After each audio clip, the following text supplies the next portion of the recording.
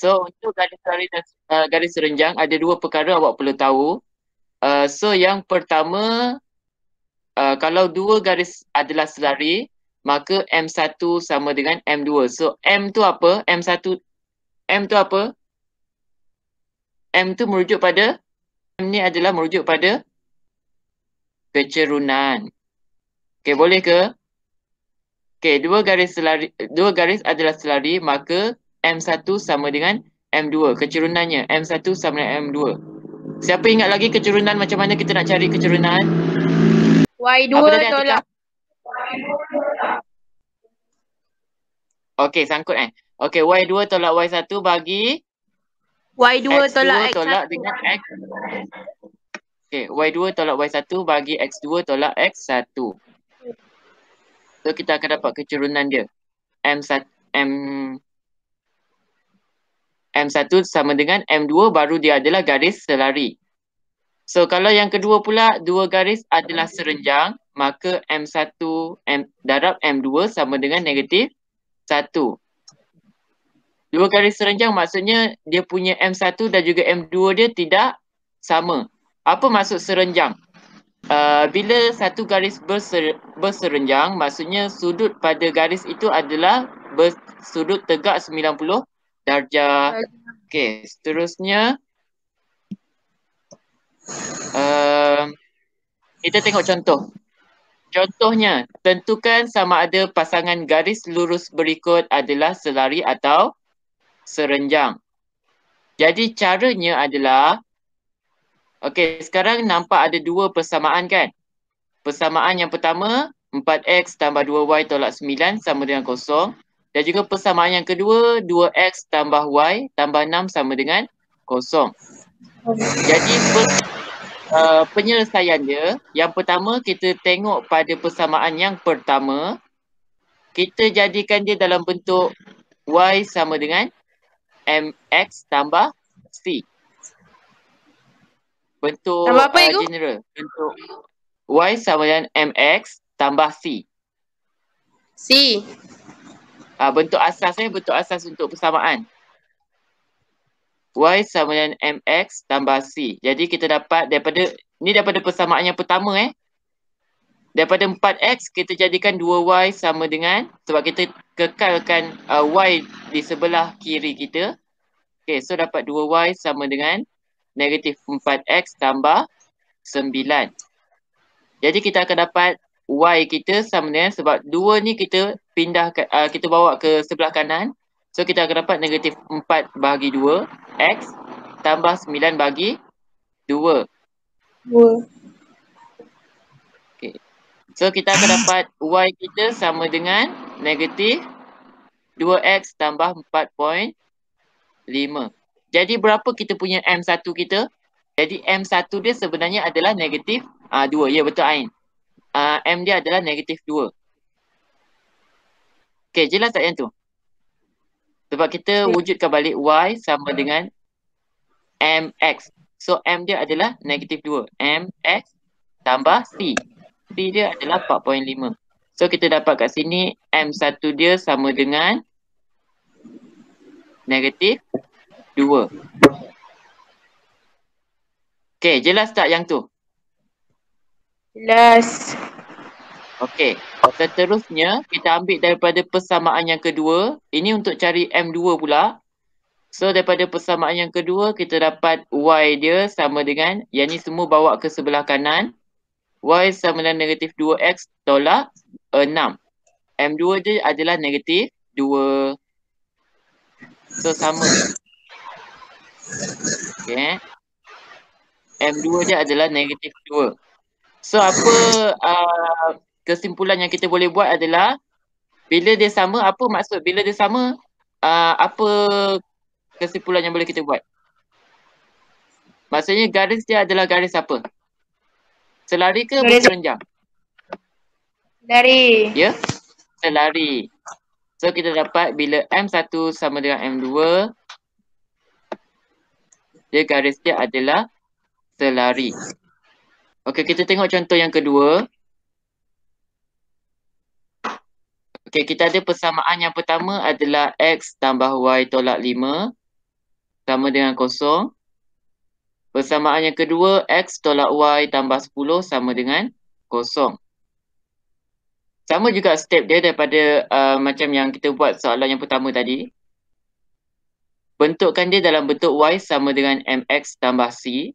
So kita akan dapat Y sama dengan negatif X tambah 5. So kita akan dapat M dia adalah negatif 1. Untuk persamaan yang kedua, M dia adalah 1.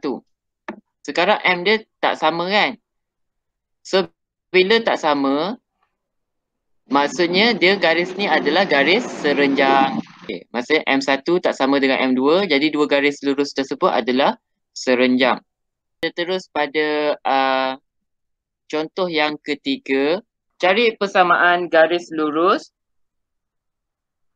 yang melalui titik A dan selari dengan garis lurus yang diberi.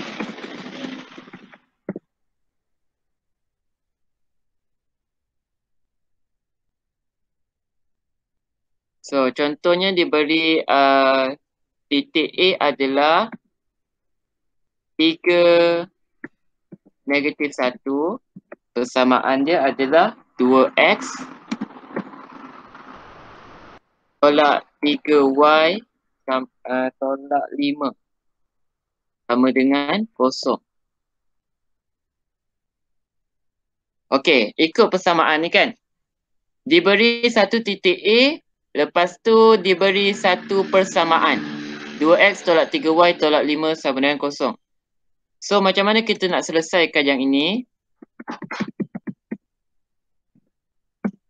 Penyelesaiannya, bila kita diberi satu titik, kita ada satu persamaan. First, kita bentukkan persamaan yang ini dulu. Maksudnya persamaan yang ini, kita bentukkan dalam bentuk Y sama dengan MX tambah C. Daripada 2X tolak 3Y tolak 5 sama dengan kosong, kita akan dapat, kita kekalkan Y dahulu. So, kita akan dapat negatif 3Y sama juga dengan 2X akan jadi negatif 2X tambahkan dengan 5. Kita akan dapat Y kita sama dengan negatif 2 bahagikan dengan negatif 3 tambahkan dengan 5 bahagikan dengan negatif 3. Sini ada X So kita akan dapat nilai Y kita adalah, Y persamaan bagi Y kita adalah Y sama dengan 2/3X tambahkan dengan negatif 5/3. So kita akan dapat kat sini adalah, saya padam teruslah. So dia akan jadi X 2/3X tolak 5/3. Okay, seterusnya macam mana kita nak cari? Maksudnya kat sini M1 kita berapa? M1 kita sama dengan 2/3. Okey, sekarang soalan dia adalah kita nak cari persamaan garis lurus. Okey, yang first dah ada, satu dah ada. Persamaan garis lurus yang pertama dah diberi. Tapi sekarang kita nak persamaan garis lurus lagi satu. Lagi apa lagi maklumat yang dia ada? Dia kata melalui titik A dan selari. Okay, apa maksud selari? Apa terjadi pada M1 dan M2 dia? Bila garis tu selari, M1 dan M2 dia apa terjadi? Sama. Ya? Apa dia, Farah? Oh, sama, okey. Maksudnya bila M1 dia garis selari, M1 dan juga M2 dia adalah sama. Maksudnya M1 sama dengan M2 sama dengan 2/3. Okey, kita dah dapat yang ni. So kita nak cari persamaan garis lurus yang kedua. Caranya adalah kita bentukkan dulu dalam bentuk persamaan umum. Bentuk persamaan umum macam mana? Okey, Y sama dengan akan dapat MX tambah C. Okey, kita bentuk dalam bentuk ni dulu. So kita akan dapat Y sama dengan M kita berapa? Sebab 2 sama per kan, 3. M1 sama dengan M2. Jadi kita akan dapat M kita adalah 2 per 3X tambah. Okey, C kita tak tahu. Kita tinggalkan C. Y sama dengan 2 per 3X tambah C. Okey, belum selesai lagi. Okey, sekarang kita dah bentukkan dalam bentuk macam ni. Okey, sekarang rujuk pada titik yang diberi. A, 3, negatif 1. Untuk mencari nilai bagi C, kita masukkan dia punya koordinat dalam persamaan ni. 3, negatif 1. So, kita akan dapat koordinat dia adalah 3, negatif 1. Jadi nilai Y berapa? Rujuk pada ni nilai bagi X dan juga ni nilai bagi Y. So, kita akan dapat Y dia sama dengan negatif 1. Sama juga dengan, ni ganti nilai ya. Kita ganti nilai daripada persamaan yang ni. Y sama dengan 2 per 3X tambah C.